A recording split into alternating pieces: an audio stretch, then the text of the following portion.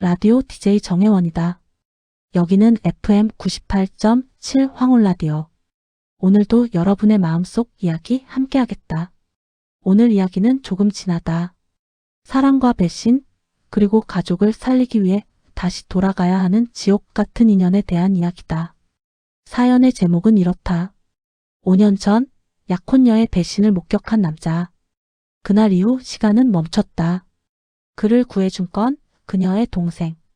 하지만 가족을 살리려면 다시 그 여자의 남편이 되어야 했다. 지금부터 첫 번째 이야기, 그녀에게 하지 못한 이야기 시작한다. 문재우는 32 그 해 봄을 아직도 잊지 못한다.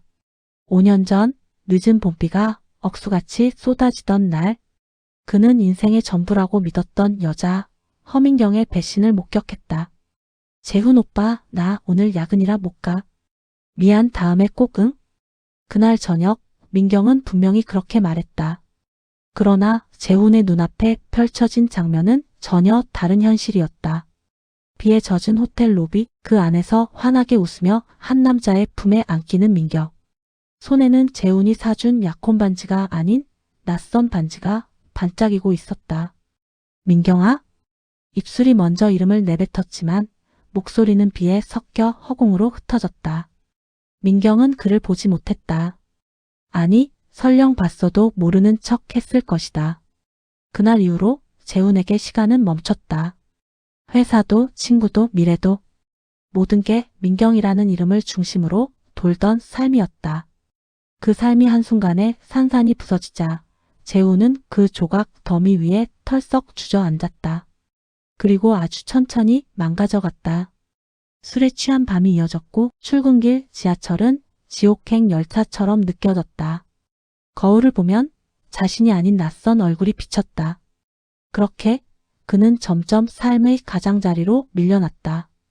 그를 그 끝에서 붙잡아 준 사람이 있다. 아이러니하게도 배신한 약혼녀의 동생이었다.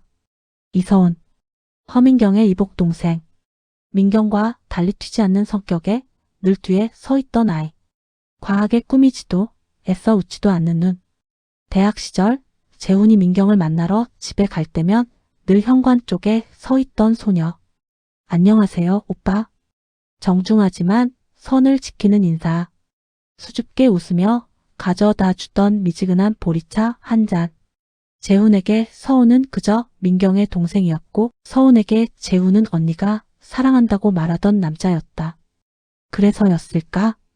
언니에게 버려져 무너져가는 그 남자가 서훈 눈에는 마치 거대한 폐허 같았다.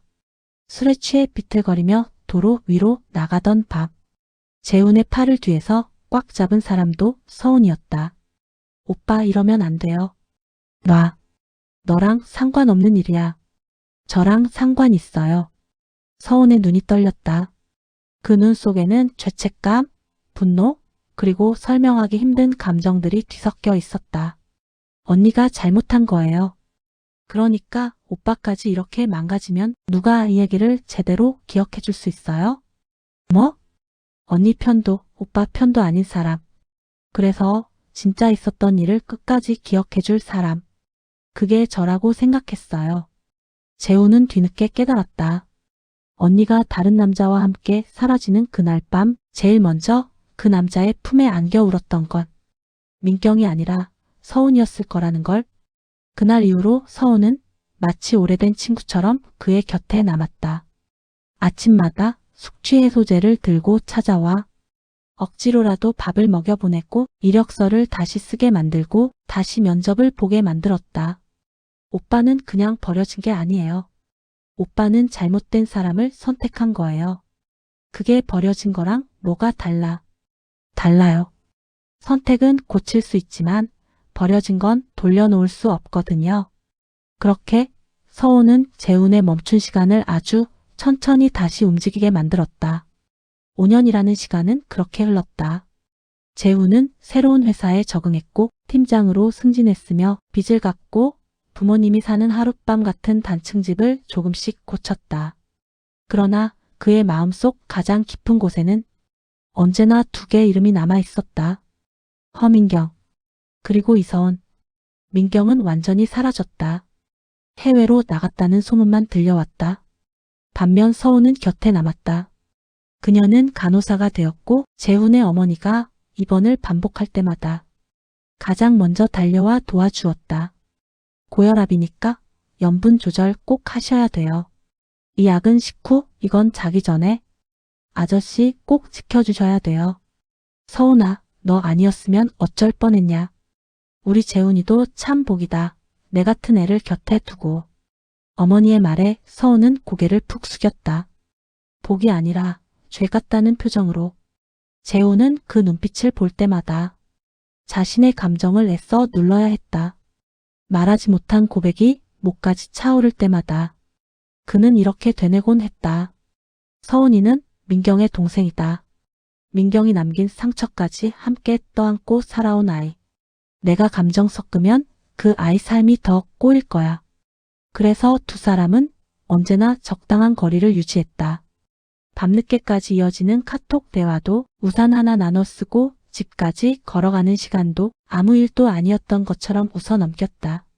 그렇게 어쩌면 사랑이라고 부를 수 있었을지도 모를 감정은 끝내 하지 못한 이야기로 남아버렸다.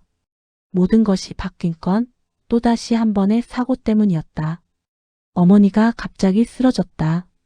검사 결과는 생각보다 심각했다. 뇌종양입니다. 이미 어느 정도 진행이 되어 있네요. 수술은 가능하지만 상당히 위험합니다. 무엇보다 비용이 만만치 않아요. 의사는 조심스럽게 말을 이었다. 수술비와 이후 치료비까지 포함하면 최소 1억은 생각하셔야 할 겁니다. 1억. 재훈은 귀를 의심했다. 저축한 돈, 보험, 퇴직금까지 다 긁어 모아도 턱없이 모자란 금액이었다. 거기에 설상가상 아버지는 알츠하이머 판정을 받았다. 아저씨는 앞으로 혼자 두시면 안 됩니다. 상태가 빠르게 나빠질 수 있어요.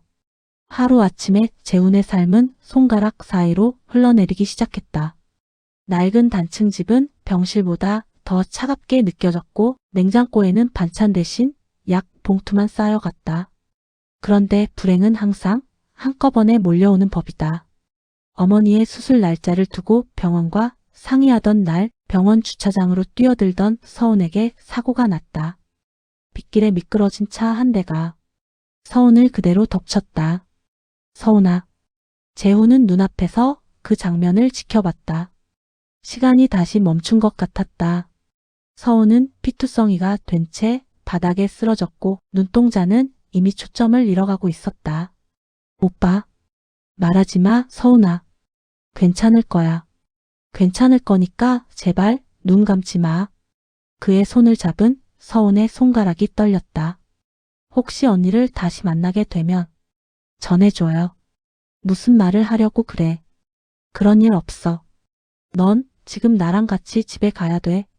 그래도 혹시 언니가 후회했는지 물어봐줘요. 서훈아. 그렇게 서훈은 급히 수술실로 옮겨졌다. 중환자실 앞에서 재훈은 어머니와 서훈 두 사람의 이름을 번갈아 부르며 벽에 머리를 기댔다. 그때였다. 낯익은 구두 소리가 복도를 울렸다. 그리고 너무도 익숙한 향수가 공기를 찔렀다. 오랜만이네, 재훈 씨. 허민경이었다. 5년 만에 재회. 민경은 전보다 더 세련된 차림이었다. 머리는 깔끔하게 묶여 있었고 명품 코트는 병원 복도와 전혀 어울리지 않았다. 그러나 가장 달라진 건 눈빛이었다. 예전에는 재훈을 향해 달콤한 웃음을 던지던 그 눈이 이제는 차갑고 정확하게 거리를 재고 있었다. 여기서 뭐 하는 거야? 재훈의 목소리는 금방이라도 부서질 듯 떨렸다. 민경은 주변을 한번 둘러보더니 아무렇지 않은 얼굴로 말을 이었다. 동생 상태는 어때? 뉴스 보고 알았어. 교통사고라면서. 내가 여길 어떻게? 재훈 씨, 아직도 날 보면 그런 표정이 나와? 5년이나 지났는데? 민경은 조금도 미안한 기색이 없었다. 할 말 있으면 빨리 해. 지금 그럴 시간 없어. 재훈의 차가운 말에도 민경은 오히려 입꼬리를 올렸다. 그래. 그래서 온 거야. 재훈 씨가 시간이 없다는 걸 잘 알고 있으니까. 뭐라고? 민경은 한 장의 서류를 내밀었다. 수술 동의서, 그리고 비용 예상서. 어머님 수술, 지금 상태로는 불가능하지? 보험도 턱없이 부족하고 병원비 밀린 것도 있더라. 그걸 어떻게? 재훈 씨 주민등록번호 아직도 내가 외우고 있다는 건 생각 못했어? 민경은 여전히 모든 걸 꿰뚫고 있는 사람처럼 말했다. 그녀는 재훈의 앞에 의자를 끌어다 앉으며 조용히 말했다. 딜을 하나 하자. 딜? 어머님 수술비, 아버님 요양비용, 그리고 이서원. 그 아이 수술과 재활까지 전부 내가 책임지게. 재훈의 눈이 크게 흔들렸다. 대신 재훈 씨는 나랑 결혼해. 민경은 마치 오래 준비해온 대사를 읊듯 또박또박 말을 이어갔다. 법적으로, 사회적으로, 대외적으로 허민경의 남편. 딱 그 역할만 해주면 돼. 미쳤어? 아니, 아주 냉정해졌어. 민경은 잠시 눈을 감았다 뜨며 말했다. 5년 전 내가 왜 떠났는지 정말 아직도 모르는 거야? 넌 다른 남자랑 호텔에 있었어. 내 앞에서 웃으면서. 그게 전부야. 그 남자는 내 아버지가 데려온 사람이었어. 투자자, 파트너, 그리고 미래의 사위감.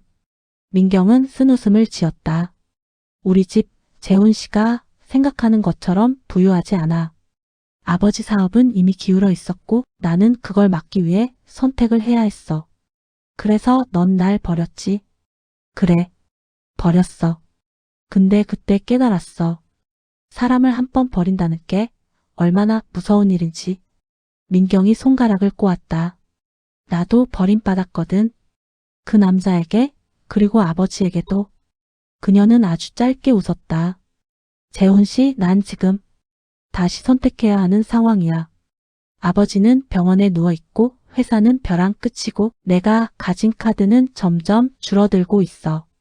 그래서 마지막 카드가 결혼이야. 그리고 그 결혼 상대에게 요구되는 조건은 단 하나. 깨끗한 이미지의 남자. 민경은 재훈을 똑바로 바라봤다. 정직하게 일하고 가족을 지키려고 애쓰고 빚도 꾸역꾸역 갚아 나가고 있는 그런 남자. 재훈은 입술을 꽉 깨물었다. 나한테 왜 그런 걸 요구해? 넌 이미 날 한 번 버렸잖아. 그래서 다시 줘보려는 거지. 기회라는 걸. 민경의 말에 재훈은 비웃음을 터뜨렸다. 기회? 누구한테? 나한테? 아니면 너한테? 둘 다. 민경은 단호했다. 재훈 씨는 가족을 살릴 기회를 갖게 되는 거고 나는 회사를 살릴 기회를 갖게 되는 거고 그 대가가 너와의 결혼이라는 거야? 그래. 계약 결혼이라고 생각하면 편할 거야. 재훈은 손을 떨었다. 어머니, 아버지, 그리고 수술실 안에서 싸우고 있을 서운. 그 이름들이 머릿속에서 소용돌이 쳤다. 서운이가 알면 죽어도 용서 못할 거야. 서운이 살아나야 뭘 용서하든 말든 하지 않겠어? 민경의 한마디가 재훈의 심장을 그대로 겨눴다.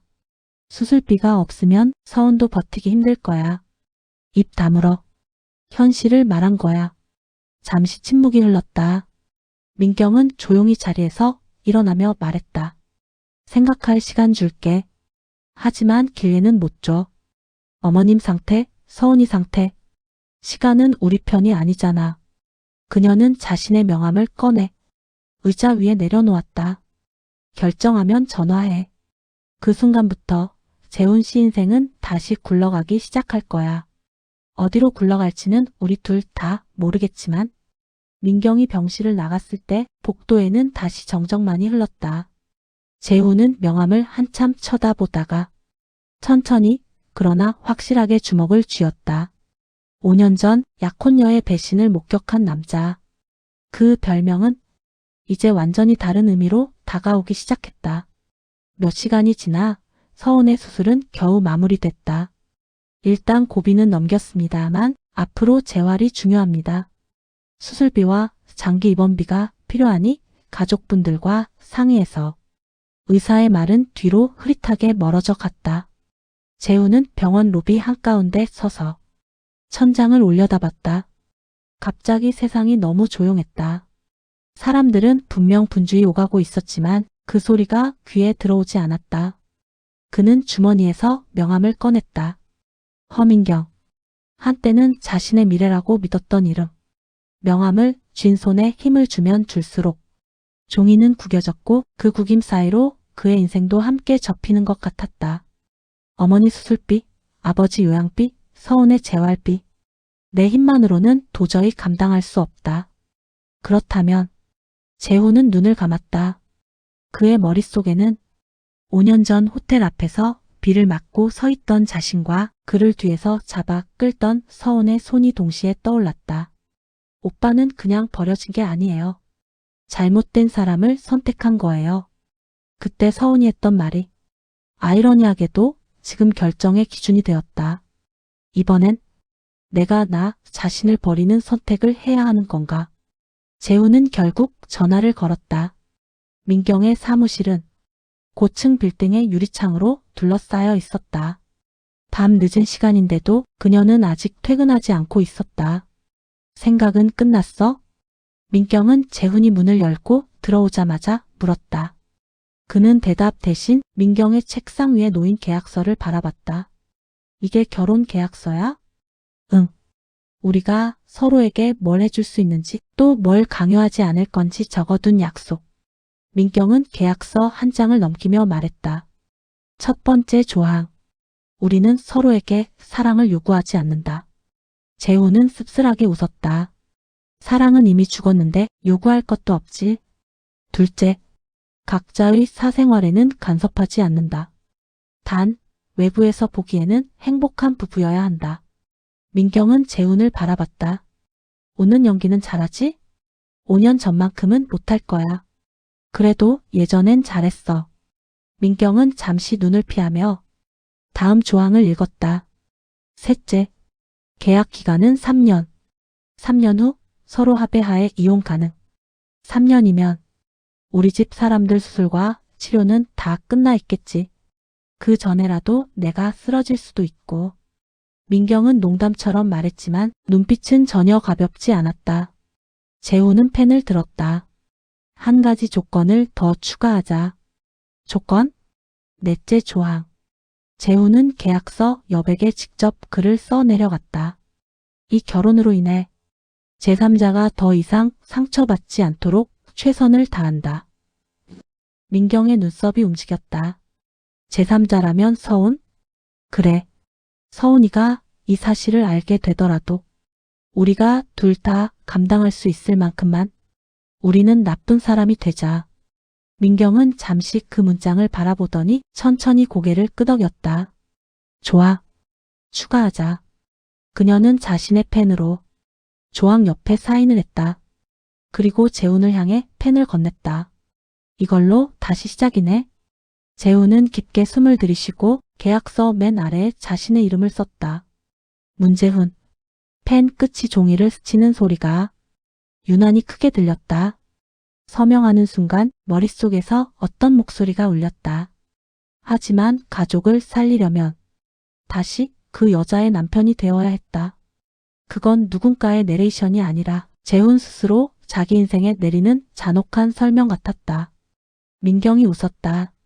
축하해, 재훈 씨. 이제 우린 다시 부부야. 아니, 이번엔 진짜 부부가 아니야. 재훈은 차갑게 말했다. 우린 서로의 지옥을 함께 견디는 동료일 뿐이야. 민경의 눈빛이 잠시 흔들렸다. 그러나 곧 익숙한 미소가 그 자리를 채웠다. 그래. 그렇게 생각해도 좋아. 어차피 지옥도 둘이 가면 조금은 덜 심심하겠지. 며칠 후 재훈의 어머니는 민경의 회사가 제공한 최고급 병원에서 수술을 받았다.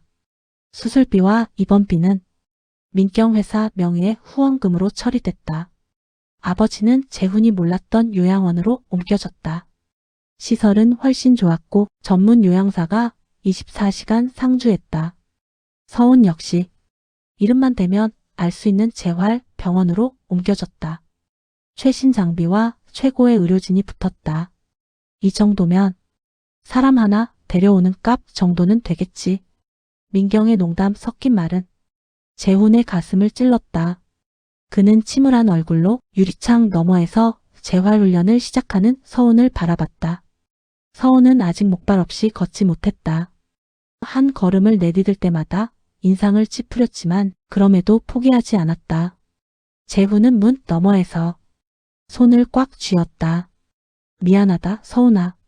내가 살려준 내 인생을 내가 또다시 가장 비겁한 방식으로 써버리고 말았다. 그러나 그는 그 비겁함을 끝까지 숨기기로 했다. 지금 이 선택이 언젠가 서훈에게 진실을 말해야 할 날이 다가왔을 때 어떤 얼굴로 서 있을 수 있을지 알 수 없었지만 그래도 지금 당장은 한 사람이라도 더 살리고 싶었다. 그게 이 모든 지옥 같은 결정을 버티게 하는 단 하나의 이유였다. 여기까지가 오늘 여러분께 들려드린 그녀에게 하지 못한 이야기의 일부다. 5년 전 약혼녀에게 배신당한 남자. 그 남자를 끝에서 붙잡아 준 건 아이러니하게도 그 약혼녀의 동생이었다. 그리고 그 동생과 가족을 지키기 위해 그는 다시 한번 자신을 버렸던 여자의 남편이 되기로 한다. 여러분 같으면 어떤 선택을 했을까요? 가족을 살릴 수 있다면 이미 끝난 인연의 손을 다시 잡을 수 있을까요? 사랑과 책임 그리고 죄책감과 비겁함 사이에서 우리는 매일 수많은 선택을 합니다.